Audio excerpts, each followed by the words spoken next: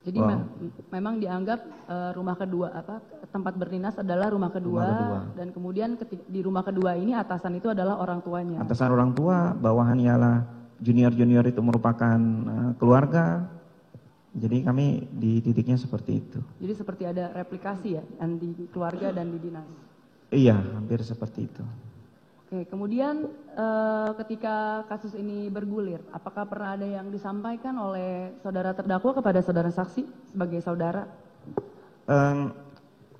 Saya sama dia menghargai hubungannya. Jadi kalau yang berhubungan dengan pekerjaan saya tidak bertanya banyak.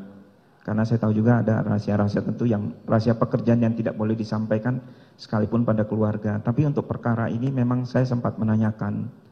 Saya cuma bertanya, "Dek, apakah kamu terlibat?" Dia bilang tidak. Dan saya mempercayai kalau adik saya sudah bertanya, adik saya itu kalau dia jawab tidak, maka tidak. Kalau dia tahu dan tidak mau memberitahu saya, dia akan lebih diam. Oke, baik. Kemudian terkait dengan masalah, apakah saudara terdakwa ini selain masalah yang sekarang sedang dihadapi, apakah juga memiliki masalah yang cukup besar dalam hidupnya?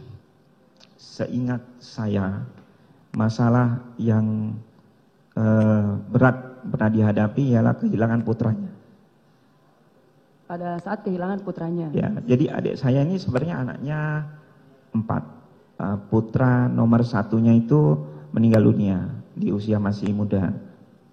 Jadi itu beban yang beratnya di situ sebenarnya. Itu kurang lebih itu adalah masalah yang terbesar. Bagaimana dia menghadapi masalah itu? Penyakitnya waktu itu memang suatu keganasan, jadi tumor, dan itu butuh perjuangan untuk menghadapinya.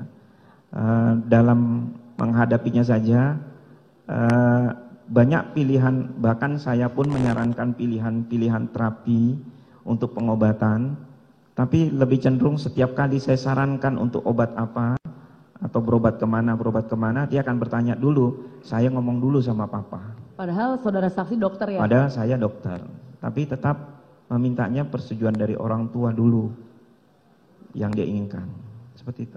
Jadi memang orang tua ini sangat berperan ya di dalam keluarga ini, ayah ya terutama? Ayah. Oke. Baik, kemudian ketika itu kan dalam menghadapi masalah, bagaimana dengan dinas ketika mungkin dalam menjalankan profesinya sebagai polisi, apakah juga kerap melakukan konsultasi dengan ayah, seberapa signifikan pendapat ayah? Kalau itu saya kurang tahu pasti, tapi hanya kadang-kadang saya dengar dia bertanya pada orang tua saya. Tapi kalau dia bertanya, memang metode pembelajarannya yang diberikan orang tua agak berbeda. Sehingga kadang dia hanya mendengar saja.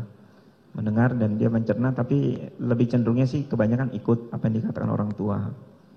Oke, berarti perwakilan keluarga ini orang tua melihatnya sebagai cerminan keluarga yang tidak boleh mencoreng nama keluarga gitu ya? Ya, orang tua selalu berpesan, pokoknya jangan sampai memalukan nama orang tua, itu aja. Apapun yang dilakukan jangan memalukan nama orang tua. Oke. Kasus ini kemudian disiarkan di seluruh Indonesia dan kemudian sampai berdampak pada PTDH saudara terdakwa. Bagaimana pendapat saudara saksi memaknai kejadian yang dihadapi oleh terdakwa dan bagaimana menurut pendapat saudara saksi? Ya, kalau menurut kami keluarga belum pernah menghadapi kejadian seperti ini sebelumnya. Tidak ada dari kami yang pernah terlibat dengan masalah hukum, tidak ada. Tentunya ini sangat berat sekali kami hadapi. Apalagi adik saya ini merupakan kebanggaan kami semua. Jadi ini berat buat kami semuanya. Bagaimana orang tua saudara saksi, terutama ayah? Yang jelas kami semua tetap mendukung. Dan ayah saya berpesan pada adik saya, buka semua, kalau memang kamu dijerumuskan atau kamu dibohongi, maka lawan, tidak perlu takut itu. Oke, berarti memang setelah mendapat perintah lawan, baru dia melawan, kurang lebih gitu ya? Setelah dia mendapat perintah lawan, baru dia membuka diri untuk melawan. Baik, mungkin ada pertanyaan dari rekan saya. Jangan lupa like, subscribe, dan share ya!